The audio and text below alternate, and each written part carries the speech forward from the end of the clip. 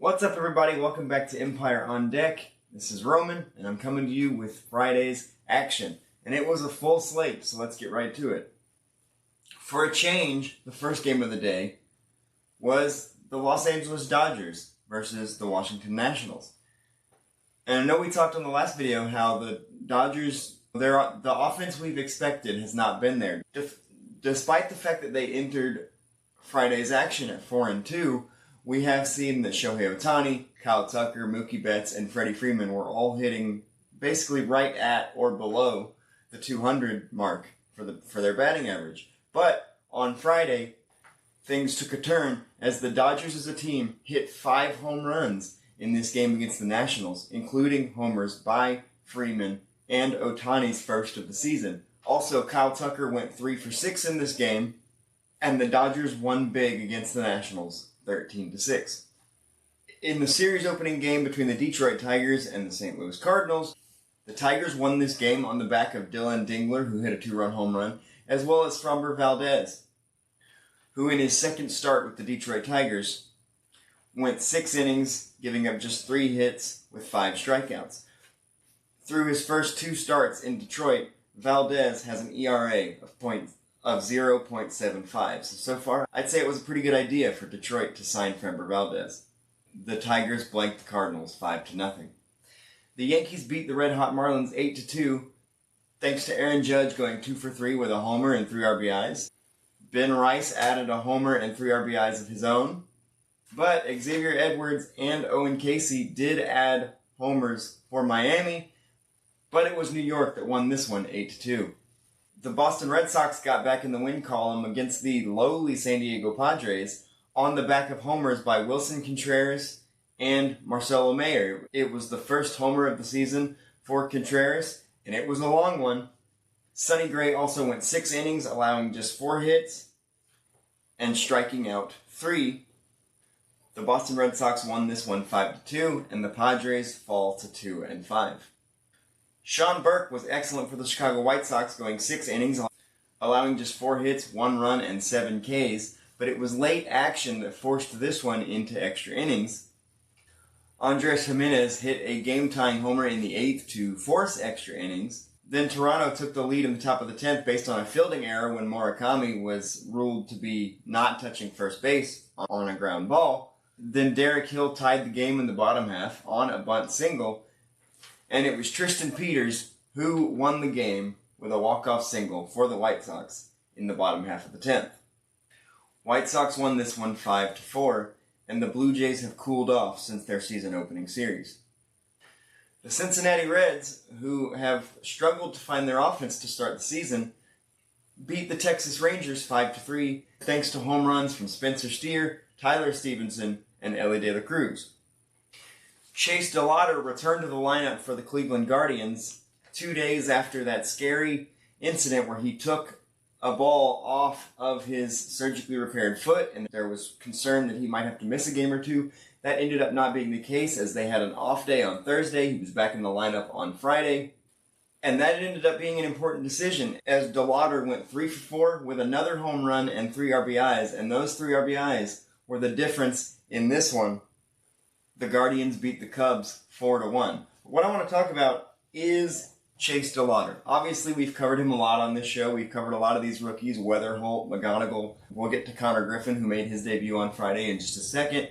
But DeLauter is separating himself from the rest of the pack. This is his rookie season. Obviously, we talked about the fact that he debuted in the playoffs last year. But that doesn't technically count as an official debut. Take that up with Major League Baseball. I don't know. So this is technically his rookie season. He's technically only had these 8 games under his belt. He's got 5 home runs now, which ties him for the Major League lead with Shea Langoliers. But the more impressive thing to me is that Chase DeLauter on his young career is 9 for 26. And 5 of those 9 hits have been home runs. So there have been a lot of impressive rookies early in the 2026 season, but I think Chase DeLauter is currently leading the pack. Tampa Bay versus Minnesota, and there was a cool story in this one as Tampa jumped out to a 3-0 lead, but after that point, it was all Minnesota. And the coolest part was, yes, Josh Bell did go 2 for 5 with 2 RBIs, big day for him, but this day belonged to Tristan Gray. And if you never heard that name prior to last night, I don't blame you. Tristan Gray just turned 30 years old and was considering retirement before the season because he'd only had 122 plate appearances at the Major League level to that point. He was struggling to find a place in Major League Baseball, but he decided to give it one more shot. He made the team in Minnesota, and yesterday he hit a grand slam to blow the game open for Minnesota, and he collected 5 RBIs. And the Minnesota Twins rode a 7-run 7th inning to a 10-4 victory.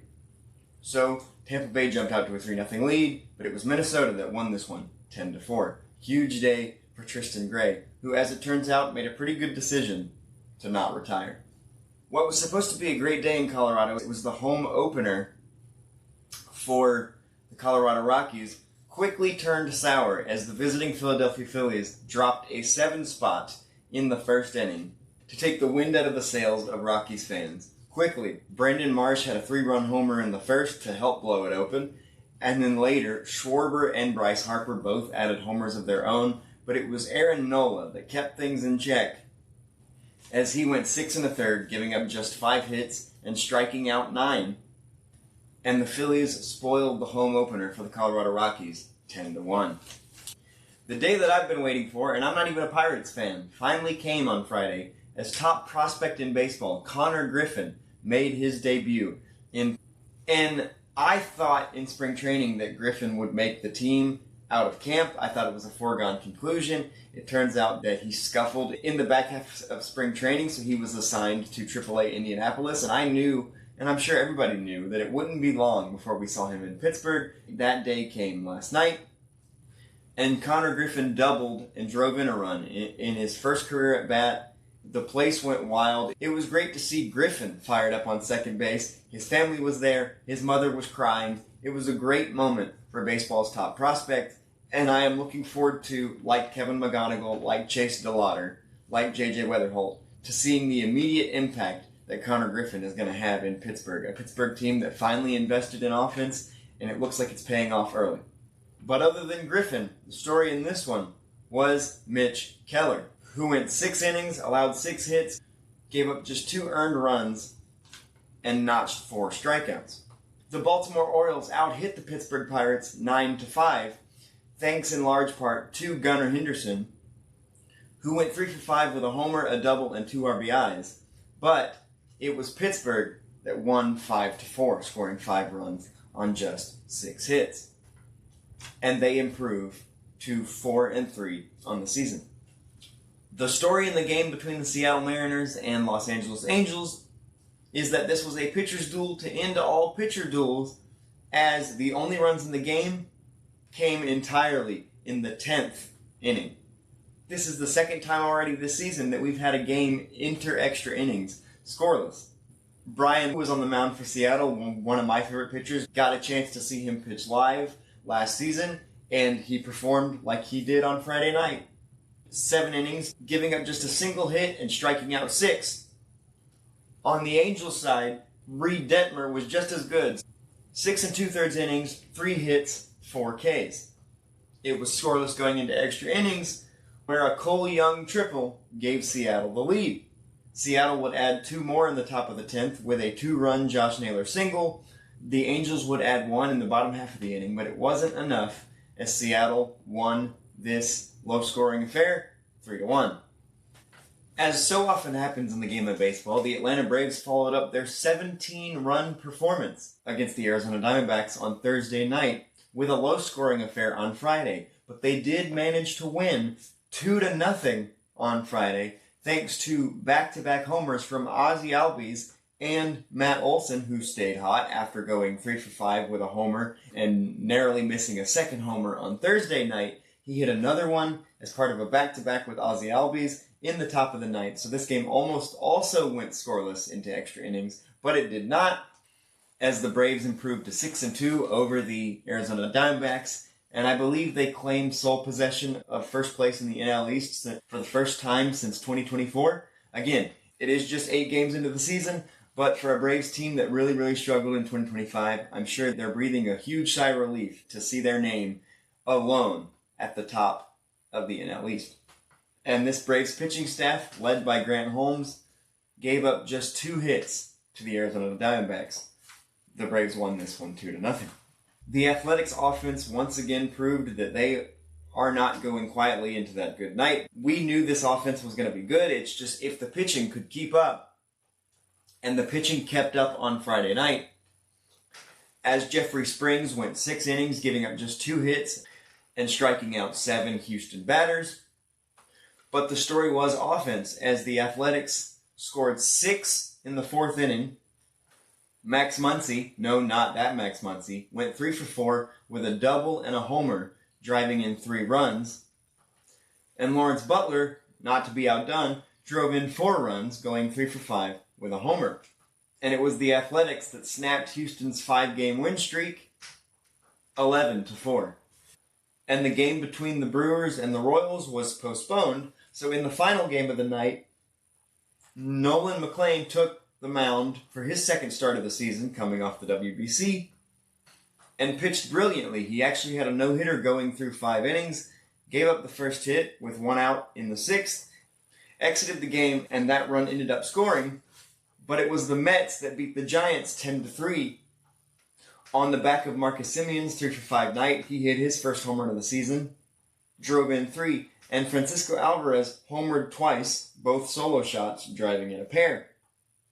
Unfortunately, one of the prevailing stories in this one was the fact that Juan Soto had to be taken out of this game with apparent calf tightness. We don't know yet if he'll have to miss time, but I'm sure the Mets are hoping that he'll be back out there on Saturday. Time will tell. And one more note that I forgot to mention about the Chicago White Sox, but it's worth calling out, is that it was announced just a day ago that former White Sox World Series winning manager and player Ozzie Guillen will have his number 13 retired by the organization on August 8th. He also becomes the first White Sox manager to have his number retired. Congratulations to Ozzie Guillen. You have been loyal to the White Sox organization. You've been an analyst for them for a long time. You even called out when the culture was messed up a few years ago. Your pride in this organization has become so obvious, and you deserve it. Congratulations, Ozzie. And that is all I have for Friday's action. I am Roman Gennaro. This is Empire on Deck, and I will see you to recap everything from Saturday. See you on the next one.